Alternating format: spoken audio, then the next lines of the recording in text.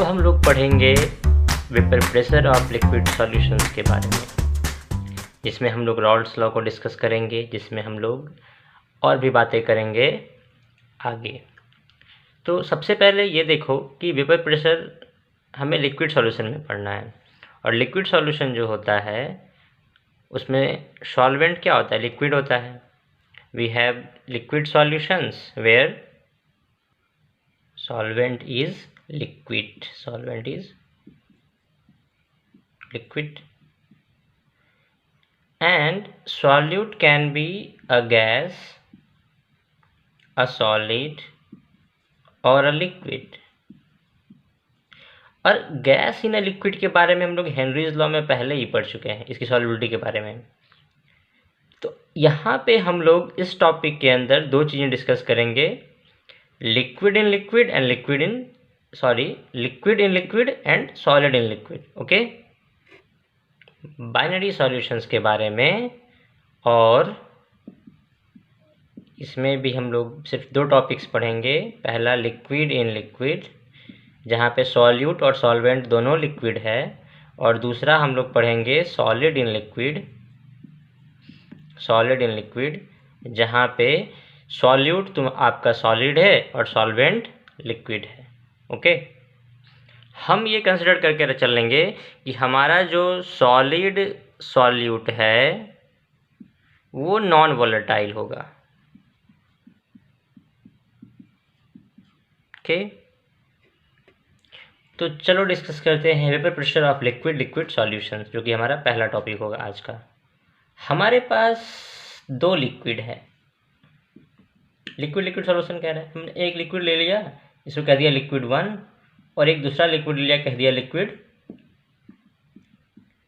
2। अब ध्यान से देखना, होता क्या है कि जो सरफेस के मॉलिक्यूल्स होते हैं वो सरफेस को एस्केप करके वेपर फेज में जा सकते हैं, और अल्टीमेटली ये यहाँ से निकल जाएंगे, एस्केप आउट कर जाएंगे। ये भी वही करेगा, यानी सरफेस के कुछ लिक्विड के मॉलिक्यूल्स एस्केप कर सकते हैं, और ऐसे ऐसे लेयर बाय लेयर वो एस्केप कर सकते हैं, और टेंडेंसी होती है इनके पूरे एस्केप करने की। तो वेपर्स बन रहे हैं और ये एस्केप कर रहे हैं। बट क्या होगा अगर आप जो है इसको क्लोज कर दो? इस सिस्टम को हमने क्या किया? क्लोज कर दिया। अब जो लिक्विड के जो वेपर्स बनेंगे वो यहाँ पे इसमें क्या रहेंगे? इनक्लोज्ड रहेंगे। ठीक, और इसके वजह से क्या होगा, ये वेपर एस्केप नहीं कर सकते, और इन टर्न ये इसी सरफेस पे प्रेशर एग्जर्ट करेंगे, और ये प्रेशर जो होता है वेपर प्रेशर कहलाता है। तो देखो आप, हमने लिक्विड 1 लिया, इसका वेपर्स बन गया, अगर इसको क्लोज्ड वेसल में रखो तब। तो लिक्विड 2 लिया, इसका वेपर्स बन गया, और इसको भी हमने क्लोज्ड वेसल में ले लिया। तो इसका पार्शियल प्रेशर जो हो, इसका प्रेशर यहाँ अप्लाई होगा P1, और यहाँ प्रेशर अप्लाई होगा P2 इस सरफेस के ऊपर। अब क्या करते हैं हम लोग, इन दोनों का सॉल्यूशन फॉर्म करते हैं। हमने क्या किया? 1 और 2 को मिक्स कर दिया। अब कंसिडर कर लो कि 1 ज़्यादा है और 2 कम है, सॉल्यूशन फॉर्म कर रहे हैं, तो एक सॉल्वेंट होगा और एक सॉल्यूट होगा। तो जो कम वाला उसको सॉल्यूट समझ लो। तो मान लो कि 2 वाला कम है, 1 वाला ज़्यादा है, तो 1 and 2 forms a solution where 1 is solvent and 2 is solute। अब क्या होगा, सिमिलरली यहाँ भी क्या होगा, इनके जो लिक्विड वाले मॉलिक्यूल्स है सरफेस पे एस्केप करेंगे, और हम क्या करते हैं, हम इसको क्लोज्ड वेसल में डाल देते हैं। तो यहाँ भी क्या होगा, वही वेपर्स बनेंगे, और यहाँ पे अब दो तरह के वेपर्स बनेंगे, एक 1 का और एक 2 का। अलग अलग बन रहे थे, और यहाँ भी बनेंगे, अलग अलग बनेंगे। उनका प्रेशर भी अलग अलग, आपने डाल्टन्स लॉ पढ़ा है। तो यहाँ पे प्रेशर P1 लग सकता है और प्रेशर P2 लग सकता है। तो डाल्टन्स लॉ क्या कहता है कि P टोटल जो होगा P1 प्लस P2 होगा। ये डाल्टन्स लॉ से आप लोग जानते हो। तो यहाँ पे हो क्या रहा है, यहाँ पे एक सॉल्यूशन फॉर्म हुआ, ठीक है, और उसके कंपोनेंट्स जो हैं इवापोरेट कर गए। जब वो इवापोरेट करेंगे तो एक इक्विलिब्रियम स्टैब्लिश होगी, वेपर फेज के बीच में और लिक्विड फेज के बीच में। तो यहाँ वही मेंशन्ड है कि when taken in closed vessel both the components would evaporate and an equilibrium would be established between vapor phase and liquid phase। Vapour phase जो यहाँ पे मौजूद है और जो लिक्विड फेज जो यहाँ पे मौजूद है, इनके बीच एक इक्विलिब्रियम स्टैब्लिश हो जाएगा, और जब ये होता है तो हम कहते हैं सॉल्यूशन फॉर्म हो गया है।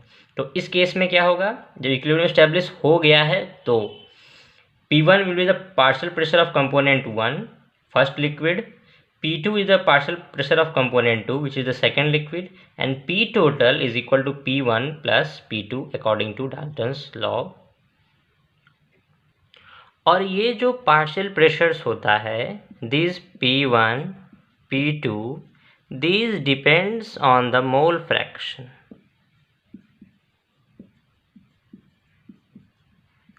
और इसी की स्टडी रॉल्स ने की थी, और हम आगे देखते हैं कि रॉल्स लॉ क्या कहता है। तो हमने एक बाइनरी सॉल्यूशन बनाया 1+2 का, लिक्विड 1 एंड लिक्विड 2, और हम कंसिडर करते हैं कि दोनों लिक्विड जो है वो वोलेटाइल है, लिक्विड्स आर वोलेटाइल। तो दोनों के वेपर्स बनेंगे और इन टर्न एक वेपर प्रेशर जनरेट होगा।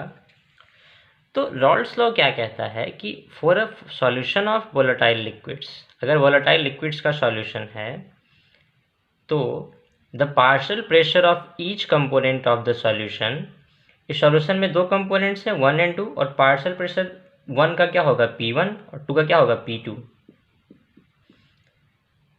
तो partial pressure of each component of the solution is proportional to its mole fraction present in solution, यानी कि इनका जो मोल फ्रैक्शन सॉल्यूशन में प्रेजेंट है उसी के प्रोपोर्शनल होगा, यानी कि P1 proportional to x1 and P2 proportional to x2। This is what Raoult's law states. और जब आप इस प्रोपोर्शनैलिटी को हटाओगे तो यहाँ पे कांस्टेंट आता है P1 नॉट x1, और यहाँ पे कांस्टेंट क्या आ जाएगा P2 is equal to P naught two x2। तो ये जो P नॉट है, this is the vapour pressure, this is the vapour pressure of pure component.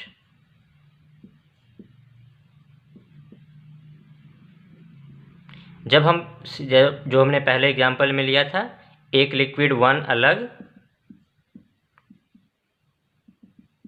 और 2 को अलग, तो इस केस में जो वेपर प्रेशर जनरेट होगा इक्विलिब्रियम पे वो हो जाएगा P1 नॉट और यहाँ हो जाएगा P2 नॉट।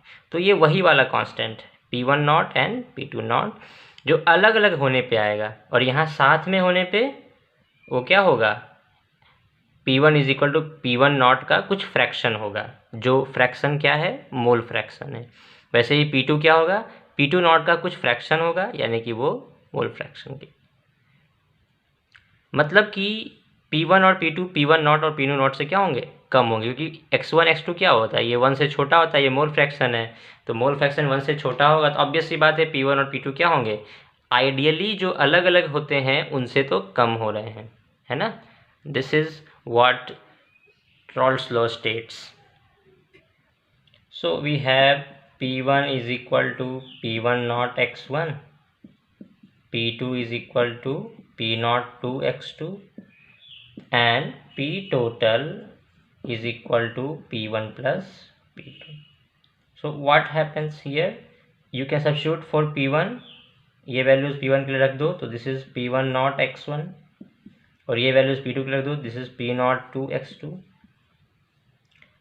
और आपको पता है कि अगर मोल फ्रैक्शन से हम लेते हैं तो किसी भी सॉल्यूशन में अगर दो कंपोनेंट है तो उन दोनों के मोल फ्रैक्शन का सम क्या होता है, 1 होता है। यहाँ से आप एक को दूसरे के टर्म में निकाल सकते हो, तो यहाँ से आप x1 को निकाल सकते हो 1 माइनस x2 करके, तो किसी एक को आप चेंज करो x1 को या x2 को, तो दूसरे के टर्म में आ जाएगा वो, तो यहाँ पे आप इसको चेंज कर दो, तो ये हो जाएगा 1 minus x2 plus P1 not 2 x2, और यहाँ से आप P1 नॉट x2 और P naught two X two को कॉमन कर लो तो आपके पास आएगा ये P one naught plus P one naught P naught two minus P naught one into X two. This is what P total is. और ये रॉल्स लॉ से हमने निकाला.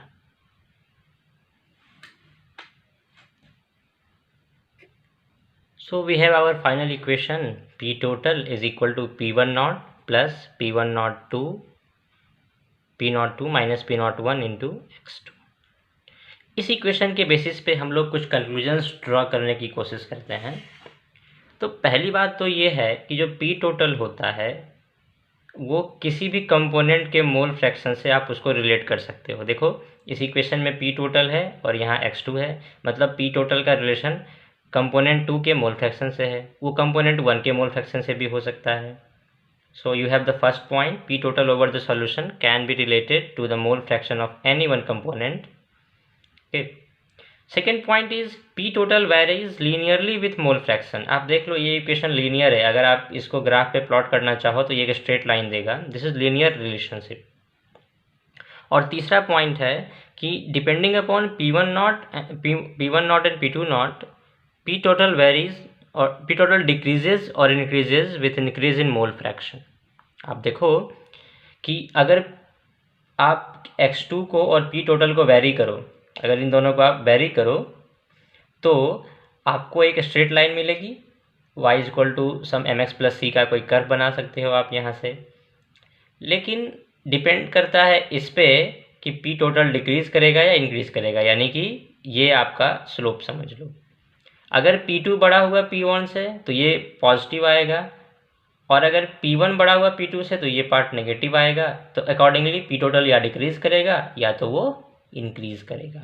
सो these 3 points are the conclusions based on this expression which we have derived from Raoult's law. अब हम partial pressure और mole fraction का एक ग्राफ ड्रॉ करने की कोशिश करते हैं जो एनसीईआरटी में दिया गया है. तो आप क्या करो, एक y एक्सिस ले लो और एक x एक्सिस ले लो, ठीक है. हाँ, अब आप यहाँ पे ले लो एक सॉल्यूट और एक सॉल्वेंट. मान लो आपने ले लिया सॉल्यूट 1 और सॉल्वेंट ले लिया 2. ये सॉल्यूट है आपका और ये सॉल्वेंट है. Sorry this is not. आप 1 को सॉल्यूट नहीं, आप 1 को सॉल्वेंट लो और आप 2 को सॉल्यूट लो, ये ज़्यादा आसान होता है. जो बड़ा अमाउंट में है उसको फर्स्ट ले लो और जो छोटे अमाउंट है उसको सेकंड ले लो, ठीक है. और आप ये कंसिडर कर लो कि जो हमारा सॉल्वेंट है या उनमें से कोई एक कम वोलेटाइल है, और आप ले लो कि P01 जो है P02 से छोटा है. हमने ये कंसिडर कर लिया. इसमें कुछ ऐसा नहीं है, कोई भी किसी से बड़ा हो सकता है, nothing sort of like that. But आप ये कंसिडर कर सकते हो पहले से कि हो सकता है कि कोई कंपोनेंट कम वोलेटाइल हो, कोई कंपोनेंट ज़्यादा वोलेटाइल हो, तो अकॉर्डिंगली उनके वेपर प्रेशर्स क्या होंगे, कम ज़्यादा हो सकते हैं. Now let us move on to the curve. आप यहाँ पे क्या करो, x2 सॉल्यूट को ले लो. सॉल्यूट का मोल फ्रैक्शन हम क्या कर रहे हैं, इंक्रीज़ कर रहे हैं. तो सॉल्यूट पहले देखो इसका मोल फ्रैक्शन 0 था, अब ये धीरे धीरे इंक्रीज़ करेगा और इस पॉइंट पे सॉल्यूट का मोल फ्रैक्शन जो हो जाता है वो 1 हो जाता है ना. आप देखो इसको ध्यान से इस कर्व को. और हम क्या करते हैं, हम इस एक्सिस पे y एक्सिस पे हम पार्शियल प्रेशर्स हम रिप्रेजेंट करते हैं, प्रेशर रिप्रेजेंट करते हैं. तो अगर मोल फ्रैक्शन 0 है सॉल्वेंट सॉल्यूशन का, तो उस सॉल्यूशन में सिर्फ सॉल्वेंट प्रेजेंट है और सॉल्वेंट का वेपर प्रेशर क्या होता है P01. तो हमारे पास एक प्रेशर होगा जो कहलाता है P01, ठीक है. एनीवेज आपको पता है कि जो P0 जो P1 या P2 होता है वो होता है P02 x2. तो इस इक्वेशन से अगर आप x2 को बढ़ाओगे तो P2 भी क्या होगा, वैरी करेगा. This is the equation of y is equal to mx, जहाँ m क्या है, स्लोप है, और ये ऑरिजिन से पास करता है और लिनियरली वेरी करता है। तो ये कैसे आएगा, ये स्ट्रेट लाइन आएगा कुछ इस तरह का, कुछ ऐसा, ठीक है। तो ये इक्वेशन है इसकी, P2 is equal to P0 to x2 की। x2 को जैसे बढ़ाया हमने एक कर्व ड्रॉ कर लिया। अब ये P2 वेरी कर रहा है इस तरह से। अब हमारे पास सॉल्वेंट भी है, तो सॉल्वेंट का आप इस एक्सिस पे आप ड्रॉ करो। एक वाई एक्सिस यहाँ लिया जहाँ पे सॉल्यूट के लिए ड्रॉ किया, एक प्रेशर लगाया, और यहाँ पे एक किया वाई एक्सिस लिया जहाँ पे हम लोग सॉल्वेंट के लिए कर रहे हैं, कंपैरिजन के पर्पज से कर रहे हैं। सो सॉल्वेंट के लिए क्या हो जाएगा, P1 is equal to, you have solvent, for solvent P1 is equal to P01 x1। तो आप यहाँ से x1 को वैरी करो, तो x1 यहाँ पे 0 होगा और यहाँ पे x1 क्या होगा, 1 होगा। 0 to 1 ऐसे जा रहा है सॉल्वेंट और सॉल्यूट ऐसे जा रहा है।